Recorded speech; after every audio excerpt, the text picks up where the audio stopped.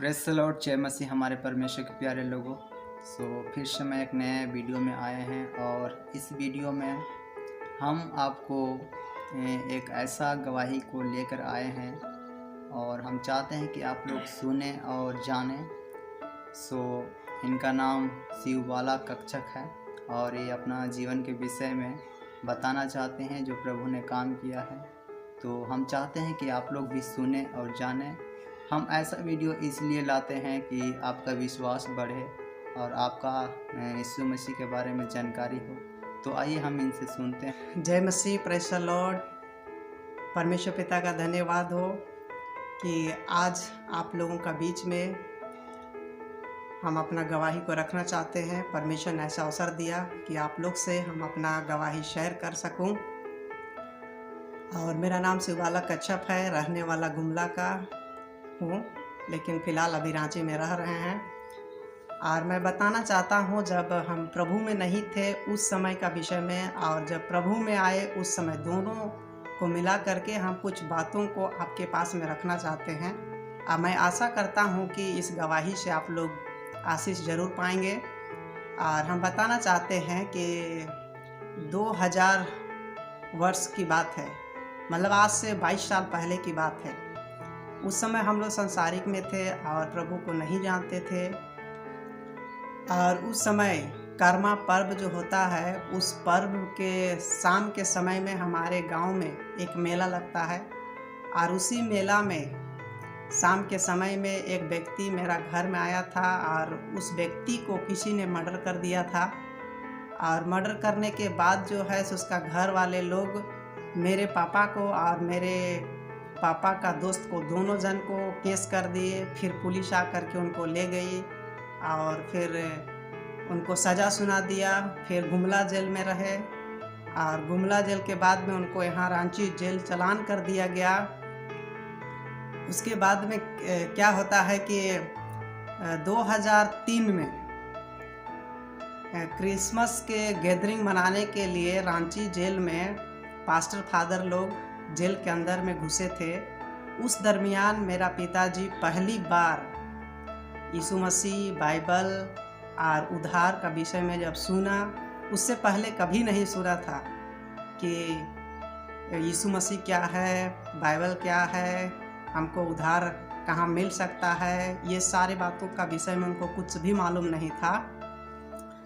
2003 में जब जेल में पास्टर लोग, फादर लोग गैदरिंग के लिए घुसे हुए थे, तो उसी दरमियान, उसी प्रोग्राम में मेरा पिताजी जो हैं पहली बार वचन को सुने, पहली बार गवाही को सुने यीशु मसीह का जन्म का विषय में।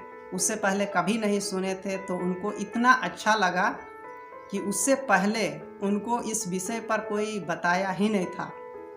तब वचन को सुन करके वहीं पर जेल में ही ये ठान लिए कि आज के बाद हम किसी दिन भी जेल से बाहर निकलेंगे, हम अपने पूरे घराने समेत इसी प्रभु के रास्ता में चलेंगे करके वहीं पर उन्होंने ठान लिया।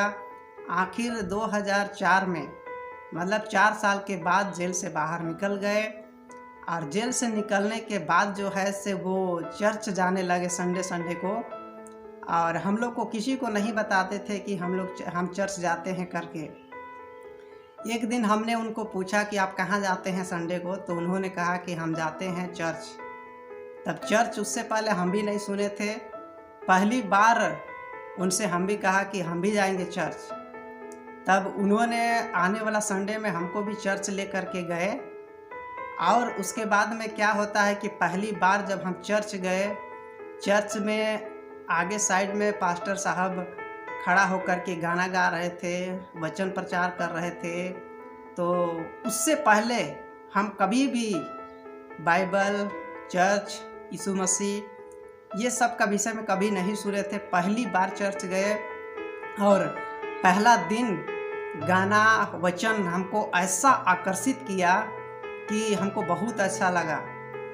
और बहुत अच्छा लगा, उससे पहले हम कभी सुने ही नहीं थे। अब वहीं पर हमको लगने लगा कि हम ये लोग कहाँ से इस प्रकार से बातों को सुन करके, सीख करके आए हैं, ऐसा करके हमने मन में सोचने लगा। तब फिर हमारे मन में क्वेश्चन उठने लगा कि ये लोग इतना सुंदर वचन को बता सकता है तो हम क्यों नहीं कर सकते हैं। इस प्रकार से हमने वहाँ पर ठान लिया कि हमको भी इस तरह से काम करना है करके। उसके बाद में जो है मेरा पिताजी चर्च जाने लगे। फिर उसके बाद दूसरा संडे, तीसरा संडे, इस तरह से लगातार जाने लगे। हम लोग परिवार में 3 जन, पिताजी, माँ और हम, तीनों जन एक ही साथ में प्रभु को उद्धारकर्ता के रूप में ग्रहण किए और फिर चर्च जाने आने लगे। उससे पहले कि मैं आपको बताना चाहता हूँ, वो जेल से बाहर निकलने के बाद उनका जीवन में फिर भी समस्या आता ही रहा और जेल से बाहर निकलने के बाद जो है से हम लोग इधर उधर रह करके काम करने लगे और गांव वाले लोगों का कहना था कि ये लोग मर्डर करने वाले लोग हैं, इसलिए इनको गांव में नहीं आने देना है करके, और हम लोग को गांव से बाहर कर दिया गया था उसी समय जब प्रभु को नहीं जानते थे उसी समय। फिर क्या होता है कि पिताजी जेल से बाहर निकलते हैं, उसके बाद में जो है हम लोग गांव जाने का प्लान करते हैं अपना गांव, लेकिन नहीं गए। फिर उसके बाद में जो है सो हम लोग इधर ही बाहर में रह करके इधर उधर खूब भटके, घूमे फिरे और पैसा सब जो कुछ भी कमाते थे सप्ताह में 1000, 5000, 7000 सब कुछ को, पिताजी का तबीयत खराब हो जाता था ओझा मत्ती में, उसी में खर्च कर देते थे और कुछ भी पैसा नहीं बचता था। फिर इस तरह से जो है कि लगातार चर्च में संगति करने लगे, पास्टर लोग प्रार्थना किए और फिर संगति में आगे बढ़ते गए। फिर सारे समस्याओं से धीरे धीरे करके समाधान मिला। और हम बताना चाहते हैं आपको कि ये गवाही जो आपके बीच में हम रख रहे हैं, इस गवाही को रखने का मेन मकसद है कि किस तरह से अपने लोगों को परमेश्वर पहले से चुन करके नियुक्त करके रखता है। आज भी मेरे गांव में एक भी विश्वासी नहीं है और उस गांव के लोग हम लोग से बहुत नफरत करते हैं। और जब हम ट्रेनिंग में थे, बाइबल ट्रेनिंग कर रहे थे, उस समय मेरे माँ पिताजी लोग अपना गांव गए हुए थे। उस समय उनको मार पीट करके उस गांव से बाहर कर दिया गया था और तुम प्रभु को छोड़ो करके और फिर वापस पुराना धर्म में आ जाओ बोल करके। लेकिन ये लोग नहीं माना और प्रभु के सच्चाई को जान करके लोग पीछे नहीं हटा और आज भी उसी सच्चाई और खराई में बना हुआ है। और क्या होता है कि फिर उसके बाद में जेल से बाहर निकलने के बाद में वो ठान रखे थे कि हम प्रभु के रास्ता में चलेंगे करके।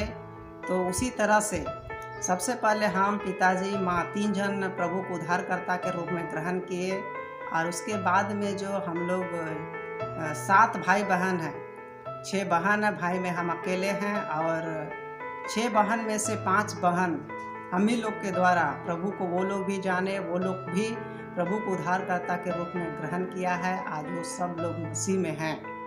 इस तरह से जो है सो मेरा कहने का मतलब ये है कि अगर मेरा पिताजी जेल नहीं जाते तो शायद आज हम प्रभु को नहीं जानते और आप लोग का बीच में इस गवाही को दे नहीं पाते। तो परमेश्वर ने अपने सेवा के लिए, महिमा के लिए हमको उस गांव से निकाला है। और एक वचन मैं रखना चाहता हूं आपका बीच में, जो रोमी 8:28 में लिखा हुआ है कि परमेश्वर के लोगों के लिए सारी बातें मिलकर भलाई को उत्पन्न करता है बोल करके। तो ठीक उसी तरह से कि परमेश्वर का ये इच्छा था, मर्जी था कि वहाँ से निकले और मेरे नाम की गवाही दे, मेरा वचन का सेवा करे करके परमेश्वर ने हमको उस गांव से निकाला है, उस गांव में से बाहर किया है। आज भी उस गांव के कोई लोग प्रभु को नहीं जानते हैं।